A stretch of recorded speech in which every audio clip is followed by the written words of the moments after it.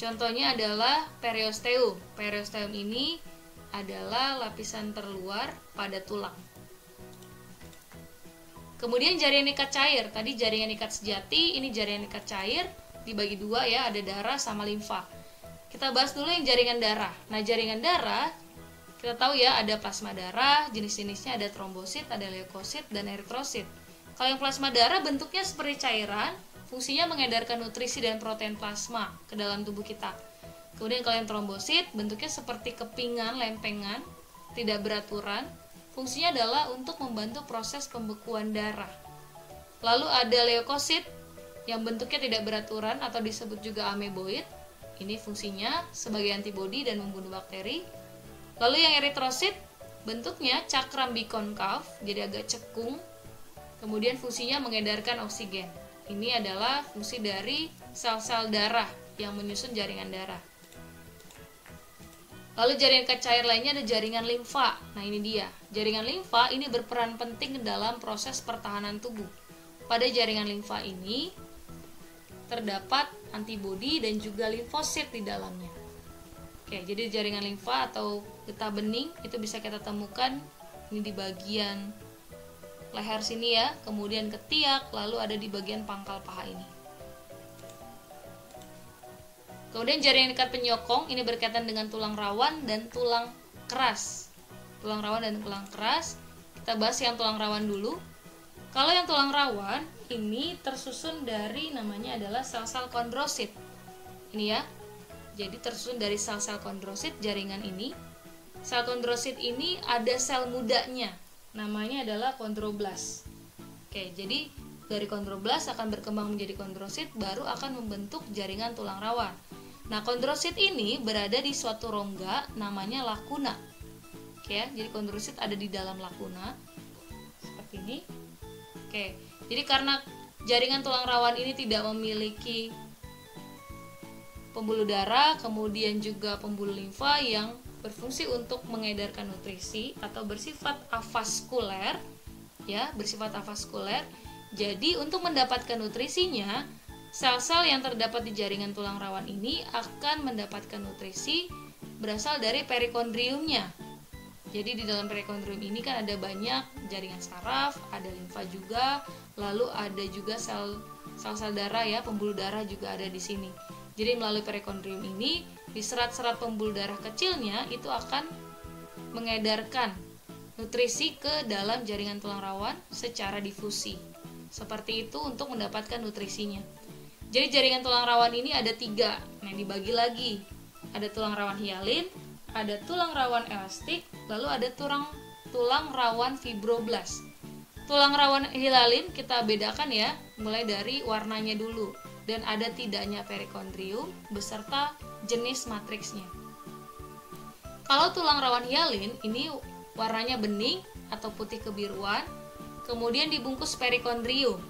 Matriksnya ada kolagen dan mukopolisakarida sulfat. Kemudian kalau yang elastik warnanya kuning, beda ya. Kemudian sama-sama dibungkus perikondrium, ini persamaannya sedikit kolagen, jadi lebih banyak yang hialin, kemudian banyak serat elastik sesuai dengan namanya tulang rawan elastik. Lalu tulang rawan fibroblas, ini warnanya gelap keruh, lalu banyak kolagen. Jadi kalau kita urutkan dari yang paling elastis gitu ya, ini mulai dari tulang rawan elastik yang sangat elastis, kemudian urutan kedua ada di tulang rawan hialin, lalu urutan yang ketiga ada di tulang rawan fibroblas.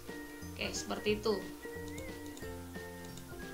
Kemudian jaringan tulang keras. Nah, jaringan tulang keras ini matriksnya, isinya, substansinya itu ada glikosaminoglikans. Masih ingat ya di awal ya, glikosaminoglikans yang bersulfat, yang terdiri dari kondroitin sulfat. Nah, itu ya. Kemudian ada kalsium, ada magnesium, ada osteokolagen. Kalsiumnya ada berbagai jenis, ada yang kalsium fosfat, kalsium karbonat, dan kalsium fluorida. Dan ini ada magnesium fluorida juga. Kemudian yang ada osteokolagennya. Nah, sel-selnya, kalau tadi ini matriksnya, ini sel-selnya yang menyusun jaringan tulang keras. Sel-sel yang menyusun jaringan tulang keras ini ada banyak sel nih. Ini ada osteogenik, ada osteoblast, ada osteosit, ada osteoklas. Kita lihat bagaimana kaitan keempatnya ini. Seperti ini ya. Jadi osteogenik atau di buku kalian adalah osteoprogenitor. Itu sama. Jadi osteogenik ini berasal dari jaringan mesenkim. Masih ingat jaringan mesenkim itu adanya di mana? Di lapisan mesoderm pada tahap perkembangan gastrula ya, perkembangan embrio di tahap gastrula. Nah, ini berasal dari mesenkim. Jadi osteogenik ini merupakan sel induk yang akan membentuk osteoblas dan juga akan membentuk osteoklas. Jadi dari osteogen itu akan membentuk osteoblas dan osteoklas.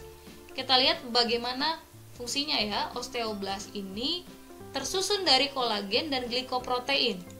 Berfungsi dalam proses pengapuran atau berfungsi dalam proses pembentukan nanti dari mulai tulang rawan berkembang menjadi tulang keras. Inilah osteoblas yang berperan penting dalam proses pengerasan tulang dari rawan ke tulang keras. Kemudian osteoklas ini matriksnya tersusun dari kolagenase. Ini enzim ya, kolagenase yang akan menghasilkan kolagen. Kemudian enzim proteolitik berperan dalam proses osteolisis atau penghancuran. Jadi yang satunya berperan dalam proses pemadatannya, osteoklas berperan dalam proses penghancurannya, osteolisis. Osteoblas ini akan berkembang menjadi osteosit. Jadi osteosit itu adalah osteoblas yang tertimbun di dalam matriks. Ini dia, ini gambar dari osteoblasnya. Jadi di tengah ini adalah osteoblasnya, kemudian bagian yang luarnya warna coklat ini adalah osteositnya.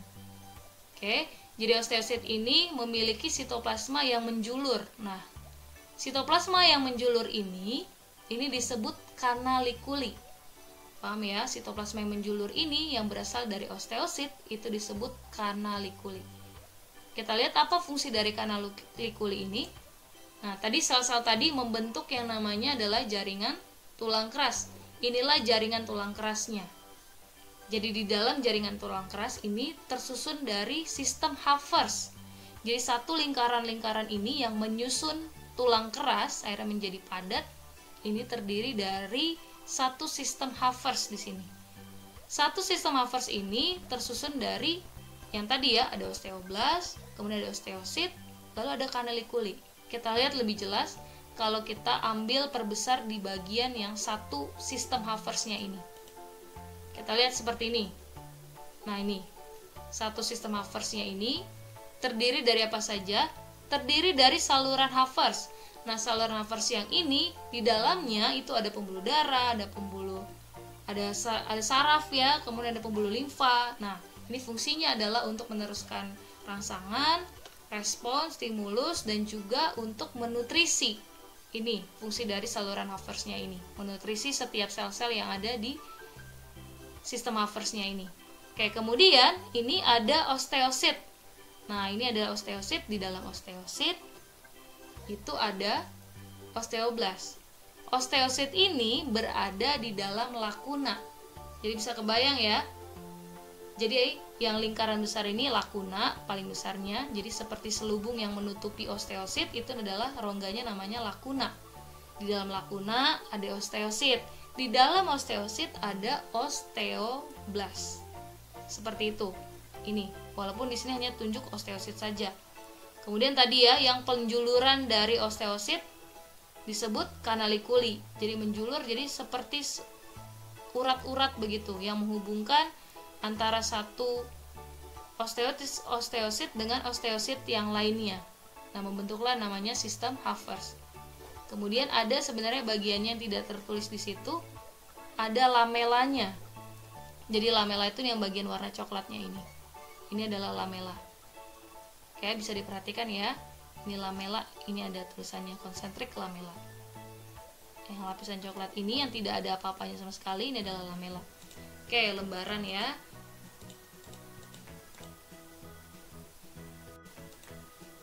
Kemudian jaringan tulang keras ini dibagi sebenarnya ada dua jenis. Kalau tadi kita sudah bahas apa sel-selnya di dalamnya ada apa saja, matriksnya apa saja, kita akan bahas pembagiannya, pengelompokannya. Dibagi jadi dua, ada tulang spons, ada tulang kompak. Itu ya di tulang keras ini. Contohnya adalah satu tulang pipa ini. Ini adalah tulang femur atau tulang paha. Oke, jadi ini terdiri dari tulang spons dan tulang kompak. Ya, dalam satu bagian ini. Tulang spons ini berada di bagian ujung-ujungnya. Ini di bagian ujung tulang yang lebih berongga. Jadi perbedaannya, kalau tulang spons itu agak berongga, terdapat banyak rongga. Kalau tulang kompak namanya kompak, padat gitu ya, lebih memadat. Tulang kompak ini berada di bagian tengah-tengahnya. Oke. Jadi seperti itulah pengelompokan pada jaringan tulang keras.